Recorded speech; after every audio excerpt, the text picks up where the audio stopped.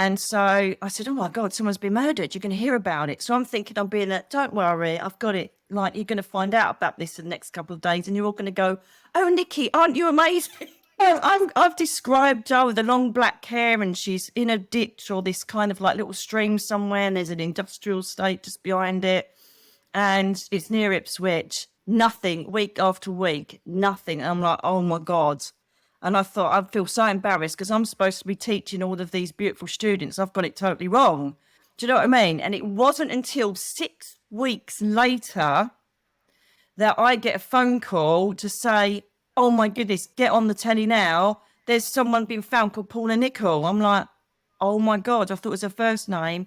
And she's got the long dark hair and she was found exactly where I said she was, bedraggled in this stream next to an industrial estate.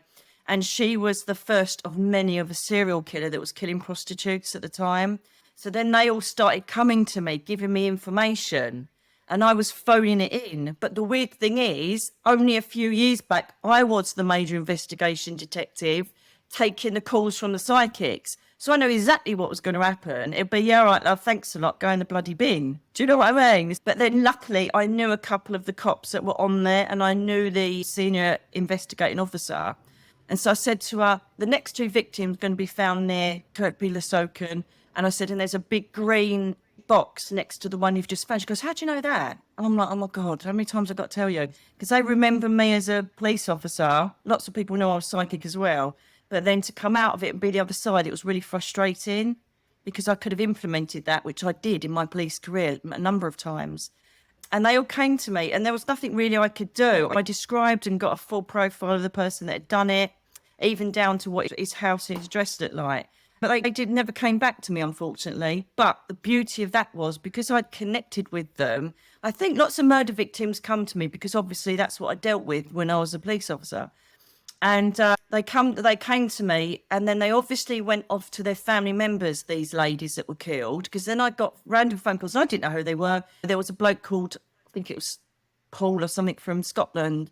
And I was talking to him and went, oh my goodness, your sister is one of the girls who was murdered. And then the family just found me randomly to give messages from their girls. It was just incredible how it worked out. So it's really nice to do that part of it. Frustrating that nobody wants to listen to you when you've got information that they should really stand up and listen to. And that's just from feelings that you're feeling in the vibration of the universe. If you could get hold of something that belonged to them or go to the crime scene, imagine what we could do then. But it's just one of those things. I don't think it's ever going to transpire unless I move over to the States and I could become a professional one with the police. They wouldn't have me. I'm too unprofessional. I was so unprofessional. I wasn't unprofessional. I was cheeky and naughty in the police. I hated doing things like nicking people for speeding and parking tickets. I'm like, so they got me out of uniform as quick as possible and started putting me on crime squads. So like, just let her loose with the bad people. Just don't put her in a uniform. Get her out. I was in my element with the naughty people because I was a naughty person. But not badly, just cheeky and hard to manage because I was very headstrong. And I think I was a good cop, yeah. And it certainly helped having psychic hunches and visions and stuff as I was going along. You must have had did you have a good case solve rate compared to your non-psychic colleagues? Well, it's hard really because we all worked as a team. On the major investigation team, we all worked as a team. I'm not going to lie though, there's one particular murder that I got the motive for. And again, I'm sure I put this in the book as well, where, oh bless her heart, Tina, she was murdered by her husband and nobody knew that. She'd basically gone back for lunch. He'd phoned her and said, oh, do you want to come back for lunch during a work day? And that was it. And the next thing, she was found in a rug, burnt in a car. Basically, the car was set alight. And it was a nightmare because the thing is that I need to be professional and you have to watch what you say for court purposes and all the rest of it. But on the same token, I'm seeing what's really going on. It didn't happen all the time, but I went to the scene where the car was found burnt out. And I just said, Tina, just help me or get your family members to help me and show me what I need to do to help you to get justice. Because we had an inkling it was the husband, Richard, but he had an alibi. He was all covered and we just couldn't get anything on him, even though he just felt a bit off. So I remember doing a interview. I had to interview the nephew. This is how low people go in this planet. And it just, oh my goodness. So the nephew, right? So I walk into the interview room. And if you can imagine, I've got to keep my mouth shut, get down, put the tape on, what time of day it is, who's present, blah, blah. And then I'm looking at him. And the problem is I can see him rolling his auntie up. And she'd just been strangled with a dressing gown belt by the husband. Oh my God. So I'm seeing this in my head and I'm going, and I'm trying to concentrate and I can't because every time I look at him, I know that he turned up as soon as she was murdered, offered money to then go and burn the car out. He wrapped his own auntie up for some insurance money for £700. And in the end, I couldn't stand it. And my partner at the time, my detective partner, Nick, he's going to me, "You're all right?" And I'm like, "Yeah, I'm fine. So I'm desperately trying to get this vision out. So I'm trying to get him to do all the talking, my colleague. And thank God this boy themed some sort of seizure. So we had to stop the interview. And I'm like, thank God for that. What do you do with it, though? You can't go to a judge and say, "Can we have a warrant, please? Because our detective is psychic and she's saying," you can't do that, can you? You've got to get the evidence. So I'm like, oh my God, he definitely did. But luckily, as I said, it was a team effort. So the team found him on CCTV at the local train station. And he'd been stupid enough to leave his train ticket outside his front door that he threw away. So it was sewn up that he possibly was in the area, but it was circumstantial. And we still didn't have a motive or who murdered Tina, the girl. And so anyway, I had another inquiry, again with Nick, my colleague. We knocked on the door and we were just visiting the friends of the family, right? Friends of Tina and the husband. And it was just to sit and have a cup of tea and see if we could get any background information because obviously they'd known them all their lives.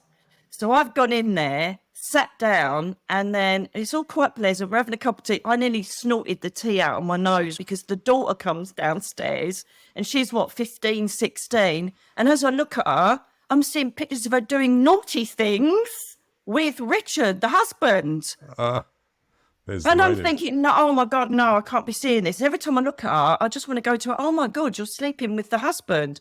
But I think it can't be right. She's a young schoolgirl and they're friends of the family. It's like family. It's like incest almost, like her uncle. I thought, it can't be right. So I can't look at her. I'm trying to stay focused. Anyway, we come out of the house. I went, "Oh my God, Nick, I can't believe it." I said, "She is sleeping with Richard, the husband. That's the motive here. He's got rid of his wife so he can be with her." No. How can you prove it? I said, "I don't know." So, go back to the police station and it all started then. The old tingles on the scalp and the back of my neck. And I'm thinking, oh, hello, what's going on here? And then the vision was I had to go into the exhibit room and get this notepad that was taken from his van, husband's van. And so I got the notepad, I made photocopies of it, took it back to the house and went through it when I got home after work. And then it's typical, do you know, like you have the movies where the detectives have got a glass of wine and they're doing their work. I'd never do that, but I had to do it on this case. Do you know what I mean? They carry on working. What is wrong with them? Go to a bar, have a life. But no, they're sitting there with a glass of wine trying to work out the case. Anyway, I'm going through the pages and it was like a torchlight was under the page, right? And it had like numbers and letters. And so at the time, I was with a partner who had children. And I said, "Come here, Chelsea." I said, "What does this mean?" She went, "Duh." She goes, "That's love, marry or avoid game." So I'm like, she goes, "If you look, if it's a secret one, you'll see the two names in random pages and they're working out. And apparently the numbers in the alphabet of the letters all add up. And it's just a love game, basically, for school kids. And so when I look through the notepad, I can see her name and her working out her numbers. And on another page, his name. It's all in her handwriting. So following day, go in and say, "We need to approach her with this because this is gold. This is going to either blow it open or we're one step closer." So we went and got her in the back of the car. And I said, "What's this?" I said, "You're in love with him, aren't you, love?" And she went, "No." I went, "No." I said, "No, you are with this man and this proves it because you want to know if you're going to just love him or marry him." And then she just broke down. It was perfect. And she said, "Oh my God, I always said to him that he can't divorce Tina because they're friends of the family. I couldn't deal with the guilt of it. So I could never be with him." And so she said it all. And he basically killed his own wife so he could be with this girl.